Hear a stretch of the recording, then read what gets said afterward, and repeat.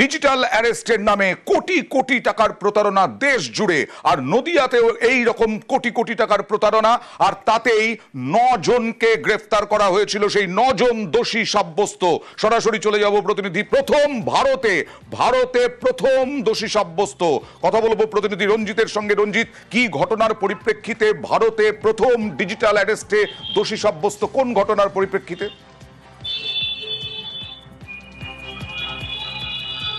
একেবারে অয়ন্তা, যে ডিজিটাল অ্যারেস্টের নামে বিভিন্ন মানুষকে প্রতারণা করা হচ্ছিল, বেশ কিছুদিন ধরে এই ঘটনা চলছিল।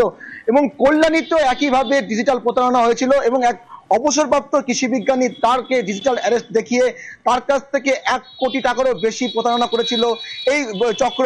এবং পুলিশ অভিযোগ পেয়ে গত বছর নভেম্বর মাসে তদন্তে নামে এবং ডিসেম্বর মাসে 25 দিন ধরে বিভিন্ন রাজ্যে তারা তদন্ত চালিয়ে মোট 13 জনকে গ্রেপ্তার করেছিল। এর মধ্যে 9 জনকে আজ দোষী সাব্যস্ত করলো এডিজে লানের আদালত কল্যাণী। এবং জানি না কি এই মামলার যে দোষী সাব্যস্ত ডিজিটাল অ্যারেস্টে ভারতবর্ষে প্রথম বলে মনে করছে আইনজীবীরা এবং পুলিশও মনে করছে এটি প্রথম এই ধরনের প্রতারণার মামলায় রায়। এবং আগামীকাল এই 9 জনের সেন্টেন্স দেবে আদালত। জানি না কি যে এই মামলাতে 4.5 মাসের ধরে ট্রায়াল চলেছে এবং যারা অভিযুক্ত তারা কেউই এই রাজ্যের বাসিন্দা নয়, হরিয়ানা, গুজরাট এবং মহারাষ্ট্রের বাসিন্দা। তাদেরকে গ্রেপ্তার করা হয়েছিল। তাদের 25 দিন ধরে কৃষি বিজ্ঞানীর পরিবার তারা প্রতারণার ফাঁদে পড়লেন। রঞ্জিত, আসলে ডিজিটাল অ্যারেস্ট বলে কিছু হয় না, কিন্তু ডিজিটাল অ্যারেস্টের নামে বন্দি করে রাখা হয়। কতদিন ঘরবন্দি ছিলেন এবং তারপরে কোটি কোটি টাকা প্রতারণা। রঞ্জিত, দেখো, একেবারে পুলিশ তদন্তে নেমে আরেকটি বিষয় জানতে পারে যে শুধুমাত্র ভারতবর্ষে সিম ব্যবহার করে নয়, এইটা কন্ট্রোল করা হচ্ছিল কম্বোডিয়া থেকে।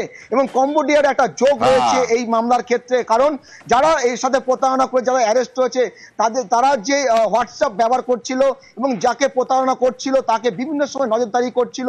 এবং পাশাপাশি এই অভিযোগের পরে জানতে পারা যায় আরো একজনের সাথেও প্রতারণা করা হয়েছিল। তবে মূলত 1 কোটি 1 লক্ষ টাকার প্রতারণার মামলায় নেমে পুলিশ এই 13 জনকে গ্রেপ্তার করেছিল। পরে তদন্তের সময় আরো বিষয়গুলো উঠে আসে। তবে যারা গ্রেপ্তার হয়েছে তাদের বিরুদ্ধে বিভিন্ন রাজ্যে তাদের বিরুদ্ধে অভিযোগ রয়েছে, একাধিক অভিযোগ রয়েছে এই ডিজিটাল প্রতারণার ক্ষেত্রে।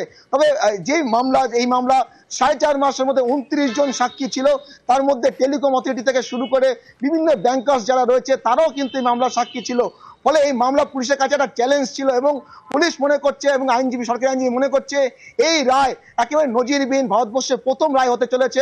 কারণ যে ডিজিটাল প্রতারণার ক্ষেত্রে প্রথম রায় হতে চলেছে, ভারতে প্রথম দোষী সাব্যস্ত হলো। আইনজীবী বিভাস চট্টোপাধ্যায় কি বলছেন দেখুন। বেঙ্গল যে আগে একটা কাজ করতে পারলো, যেন আমরা সবাই খুব গর্বিত।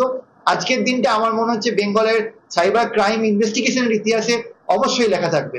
আমাদের এখানে চিটিং, ফ্রড, ফরজারি, ভয় দেখানো এবং আমাদের সাইবার ক্রাইমের আমাদের 66C এবং 66D ইনফরমেশন টেকনোলজি অ্যাক্টে কনভিকশন হয়েছে। এবং আমাদের যে সেকশনে কনভিকশন হয়েছে তার মধ্যে 3টে সেকশনে যাবজ্জীবন আছে।